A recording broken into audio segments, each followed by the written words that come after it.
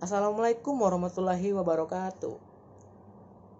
Perkenalkan, nama saya Herling dari Fakultas Pendidikan Biologi Perguruan Tinggi IKIP PGRI Pontianak. Di sini saya ingin mengucapkan alhamdulillah karena sudah menyelesaikan tugas makalah dari Bapak Akis selaku dosen Bahasa Indonesia kami. Puji dan syukur kami panjatkan kehadiran Allah Subhanahu wa taala karena memberi kesempatan dan waktu kepada kita bisa menyampaikan materi makalah ini. Latar belakang dibuatnya makalah ini yaitu karena di masyarakat secara luas, terutama di Indonesia ini, masyarakatnya banyak sekali mengatakan kalau bahasa baku itu bahasa yang baik dan benar, tetapi mereka nggak bisa membedakan apa itu bahasa baku dan bahasa non baku. Seringkali bahasa mereka itu berbeda atau melenceng sehingga maknanya itu nggak jelas sama sekali. Nah, dengan demikian di sini saya akan menjelaskan apa itu fungsi bahasa baku dan non baku, apa itu ciri-ciri bahasa baku dan non baku, dan juga bagaimana tata cara berbahasa baku dan non baku. Di bab pembahasan ini saya akan menjelaskan tentang apa itu pengertian dari bahasa baku, apa itu pengertian dari bahasa non baku. Nah, bahasa baku ini sendiri diartikan yaitu ragam bahasa yang tata penulisan dan tata pengucapannya itu sesuai dengan EYD dan standar kaidah internasional. Bahasa baku ini sendiri sering digunakan dalam acara-acara formal seperti pidato atau dan lain-lain. Sedangkan apa itu pengertian dari bahasa non baku? Bahasa non baku itu sendiri diartikan yaitu ragam bahasa yang memiliki perbedaan tanda-tanda atau perbedaan penulisan dari berbagai bahasa. Bahasa non baku ini sering digunakan di acara-acara non formal seperti kita berbicara di pasar, berbelanja di pasar, dan lain-lain sebagainya. Kemudian ciri-ciri bahasa baku dan non baku. Pertama, ciri-ciri bahasa baku itu dia tidak terpengaruh bahasa asing dan dia juga tidak terpengaruh dari bahasa daerah atau bahasa ibu kita. Kemudian bahasa ini tidak terkontaminasi atau rancu. Kemudian bahasa ini jarang digunakan dalam kehidupan sehari-hari kita. Sedangkan ciri-ciri bahasa non baku itu sendiri dia mudah terpengaruhi oleh perkembangan zaman dan juga mudah terpengaruhi oleh bahasa-bahasa asing. Sering digunakan dalam kehidupan sehari-hari kita. Itu salah satu ciri-ciri bahasa non baku. Contoh bahasa baku dan bahasa non baku.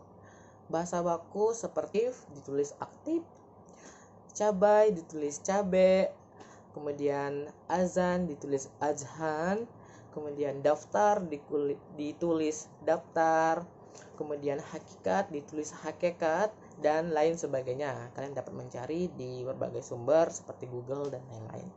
Ternyata penggunaan bahasa baku dan non baku itu nggak hanya dalam berbahasa Indonesia, kadang kita dalam berbahasa Inggris juga salah. Contoh seperti I like do it, yang benar itu I like to do it, artinya ada kata pemisah. Kemudian dalam bahasa Indonesia, presiden resmikan pabrik baru, itu salah. Yang benar itu presiden meresmikan pabrik baru, ada kata tambahan me. Kemudian kesalahan dalam antar bahasa seperti misalnya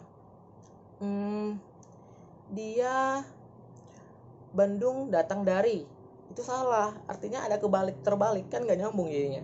Yang benar itu dia datang dari Bandung. Nah, seperti itu. Banyak sekali contoh-contoh bahasa baku dan non baku. Kalian bisa cari dari referensi buku-buku yang kalian ada dari Google atau dari yang artikel atau dari mana-mana lagi.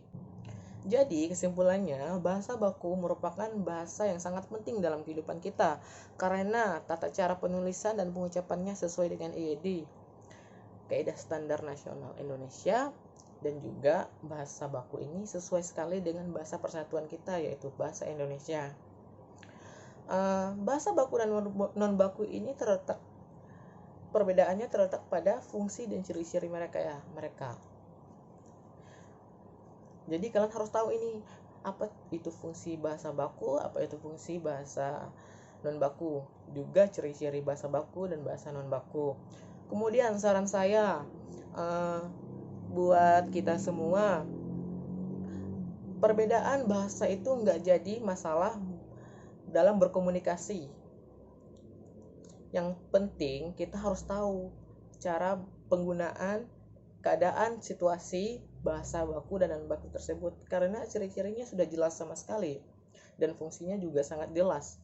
Bahasa baku itu dipergunakan dalam acara formal, sedangkan bahasa non baku itu dipergunakan dalam acara non formal. Formal itu seperti kayak pidato atau di sekolah-sekolah tuh sebenarnya harus menggunakan bahasa yang baku. Sedangkan seperti kita di pasar atau nyantai-nyantai di luar bersama teman-teman itu nggak masalah menggunakan bahasa non baku. Intinya, pergunakan bahasa baku dan non baku itu dengan baik dan benar.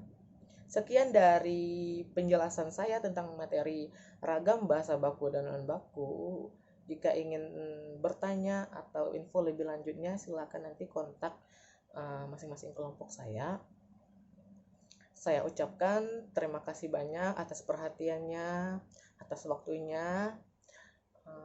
Akhir kata, wabillahi taufiq wal hidayah. Wassalamualaikum warahmatullahi wabarakatuh. Terima kasih. Bye.